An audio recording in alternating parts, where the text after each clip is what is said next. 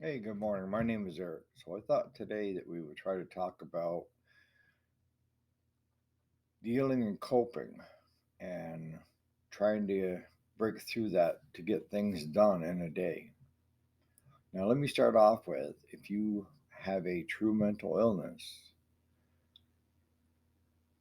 this will help, but good chances are you're still going to need some form of medication and some therapy to help kind of bring all those parts back together again.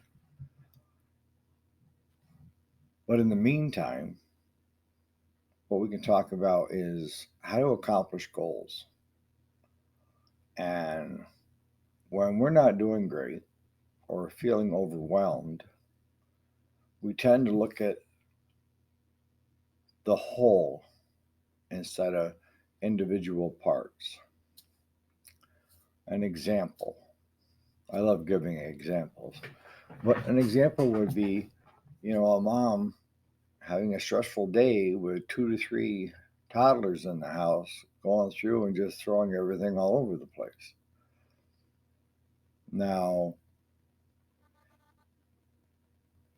if she looks at cleaning the house and she sees dishes need to be done, the laundry's on the floor, the toys need to be picked up, on and on and on, she can be very overwhelmed. And it's going to be kind of disabling, to say the least. It's kind of like, I can't do this. So that's kind of how people become overwhelmed when they're depressed, when they're not feeling that great. Now, I've said in a past video that there was a point where I very rarely left the house for almost 2 years, and just climbing out of bed in the morning was a chore. And I would look at things and I would just kind of like, I can't do this. There's just too much stuff that needs to be done. But I found a way to get through. And the way I got through was I told myself, stop looking at everything that needs to be done. Start small. Start with just getting up in the morning and, let's say, getting a shower and getting dressed. That's all you need to do for today. And then tomorrow, get up, get a shower, get your teeth brushed, and get dressed. Keep building on it, because what you're going to find is by doing this method is you will end up being able to accomplish all of it without becoming overwhelmed, because you've already set yourself up to say, okay, I know I can do X, Y, and Z. So let me take one more chore on. Let me take one more chore on. And that's how you're going to break through. Because everybody, whether they have a mental health disorder or not, if they look at a house that's just 3 toddlers, who wouldn't get overwhelmed? But if that mom says, all right, time out, I'm going to get the dishes done. She goes over and gets the dishes done. Puts that stuff away, check mark. Got that done. Let me just throw the laundry quick into the washer and throw the stuff from the washer into the dryer. Check mark. That's done. Start with the living room, cleaning up after the toddlers. But in the end, she's able to accomplish everything. But we tend to look at the whole instead of in parts. And that's going to be any part of your life. If you want to accomplish a goal, you set out to accomplish the goal. Well, in order to accomplish a goal, you need steps, right? You just can't say, all right, I'm going to be this and go do it. Of course not. You're going to have steps that you're going to have to work through to get to that point. So you need to sit down and make a checklist of steps that you need to accomplish to get you closer to the goal. Let's say it's saving $1,000. Well, if you're able to save $10 out of your check every week, there's $40 a month towards that thousand that you want to have saved. And then the next month, now you've got 80. See, you're building. You get see where I'm saying? You're building. It's like steps. You can't just take $1,000 out of your week check and put it in the savings unless you make a heck of a lot more money than I do. But it's gradual. But if you look at, I gotta have $1,000 in my savings account, that's kind of overwhelming. But if I take $10 a week out of my pay, what is that? Two coffees, and tuck it in the savings account, which could be your cookie jar for a vacation or what have you. But everything in life, that's life in general, is that it's setting goals, realistic goals. There's a difference. A realistic goal is something that can be accomplished. Unrealistic, you know, I guess if a person said they want to be a millionaire, that could be realistic. But if they said they want to be a millionaire in 6 months, I'd say go for it, buddy. But I'm not investing in you. Is it possible? Yes. Is it probable? No. Like winning the lottery.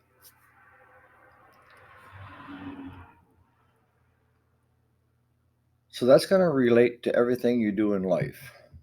Whether you have a diagnosis or not. That if you look at the whole, you will become overwhelmed. If you break it down into steps, it's achievable. And that's what I say, achievable steps. You got to set the steps so that they can be achieved. You know, it's like saying I want to take $1,000 out of my paycheck, and my paycheck may only be $600 take home. It's not possible.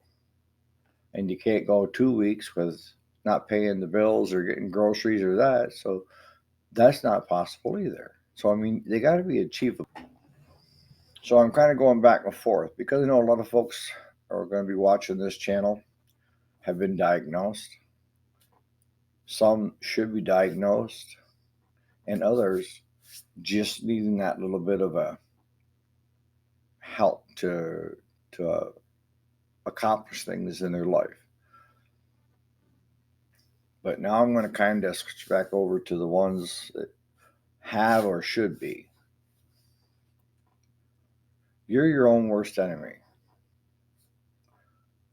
You need to be held responsible for your program. I mean it. Nobody else is responsible for your program. Up until now, you've probably had everybody else doing everything for you. And I'm here to say enough's enough. You know, as far as I'm concerned, that's using people. Have I been in that situation? Absolutely. Did I feel like I was using people? No. No, because if I had, I would have quit. But I was. You're using somebody if you're having them go do things that you should be doing. So, how do you change it? Well, it's called tools in the toolbox, steps to achieve goals. Start reducing your dependency on others of stuff that you can do for yourself. You know, I have empathy for you if you have been diagnosed or should be diagnosed. I don't have sympathy. Sympathy will do nothing for you. Sympathy will not get you off your ass. Seem a bit harsh, don't I? Well, it's kind of like how I had to be to myself. Um, the same thing, with drugs and alcohol. You need to get off them. You need to get away from them, unless it's a prescribed medication.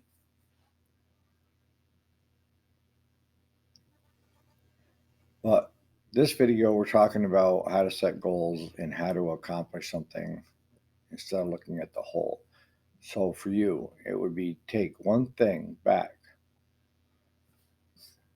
keep repeating it, and then take another thing back, and another thing back. And then you will and take that reliance on other people back to you. And I'm telling you right now, you will feel better for it. Because most of the time you're probably thinking that you're worthless, undeserving. I can keep going on if you want me to go on. So none of those thoughts and ideas are positive, but accomplishments are positive. And if you're a caregiver of someone that has been or should be, you need to let off the reins a little bit too. Because a lot of times you become so used to doing the other person's things that they should be doing themselves that you start to get a little upset with taking that control back. It feels strange, feels odd because you've been doing it for so long.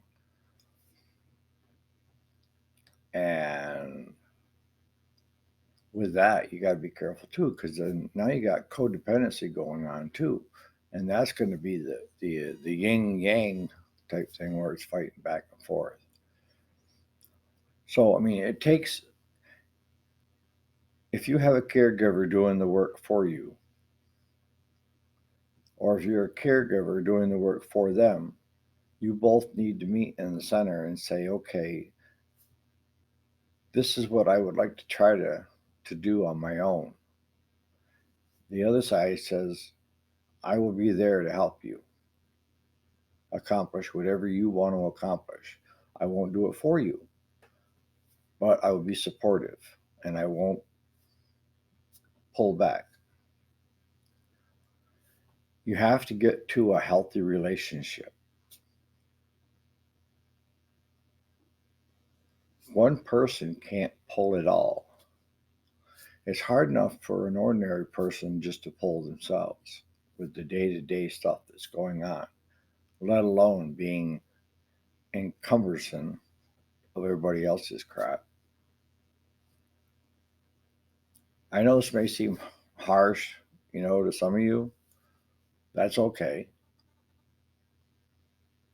Just think about it. You know, don't take me as gospel. Just because it worked for me, it might not work for you. I don't know. But I know if I had never tried, I know where I'd be today. And this was 24 years ago, 25 years ago. I never looked back. I just kept building and building. And I went from the other side to the caregiver side. And the things you got to be careful of is that if you're a caregiver and you're already feeling overwhelmed, then this resentfulness will start if it hasn't already. You're going to start resenting the other person for using you. And that's not healthy either, right?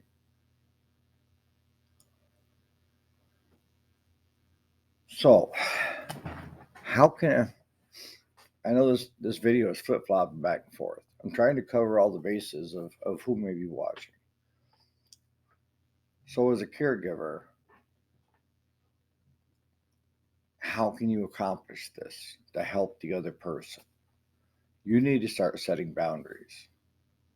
You need to set a set of ground rules with that other person.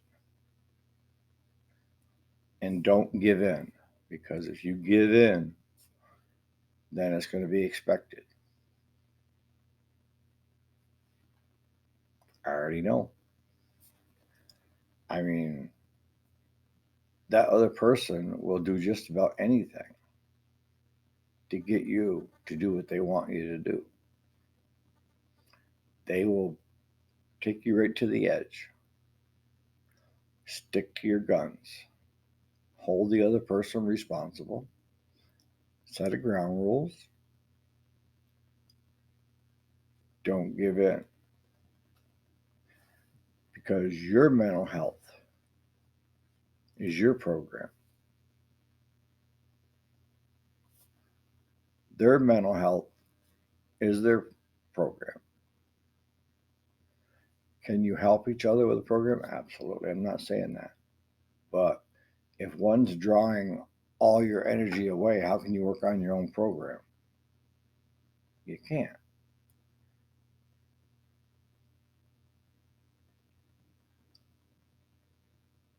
So that's what I'm doing right now is I'm setting ground rules and boundaries and that no matter what takes place, this is where it's going to be. You have to kind of detach yourself from the other in order to save yourself. I mean, it's harsh words, but I mean, I don't tend to beat around the bush, and I sure in hell am not going to blow smoke up your ass. I know what it feels like to be on both sides, and somebody has to say something. I watched a lot of videos, a lot of self help, and nobody talks about it. It's like it's the you know, don't touch that subject, don't broach that subject. And with me, it's which really got to the point of where finally I just said enough's enough is even her people with her program, her therapist, her doctor, her nurse, all of these people started having expectations that I should be doing her program. And no, if you have a mental health disorder and you have therapy sessions and you don't go, that's on you. If you have a psychiatrist to go to get meds and you refuse to go, that's on you, not the caregiver. You. If you're not working your program and you're doing everything that they told you not to do, that's on you, not the caregiver.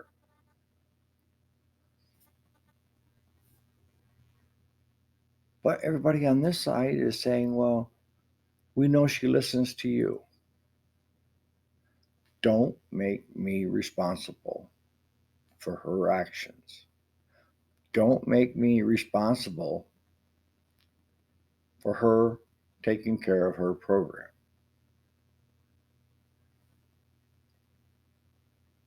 Again, I mean, this is kind of harsh, but I mean, somebody's got to speak out. Somebody's got to say something about what's going on in this community.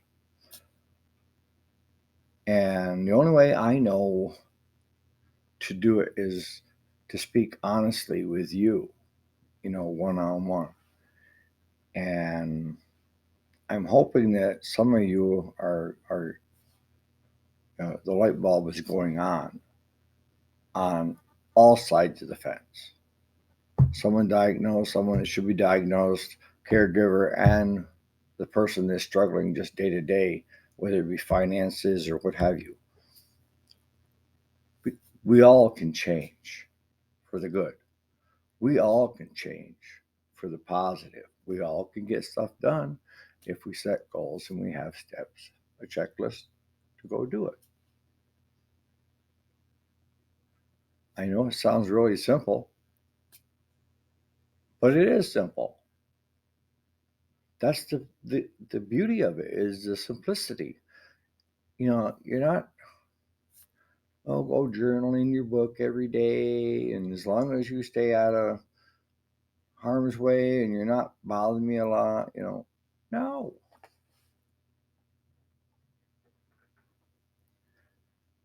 All right, so I'm just hopeful that, like I say, the light bulb is going on. Hopefully that somebody out there is saying, I needed that. I needed to hear that. I needed someone to physically say that so I could hear it because that's going on with me. And I couldn't figure out a way to get out. And now I have the steps. You have the steps as if you have someone that's been diagnosed, should be diagnosed, someone that's just having problems in their life overall, and then the caregiver. Each one of you, I've given you steps of how to work your own program. It's what it should be called, your own program. Each one of it's going to be unique and individual to your circumstances.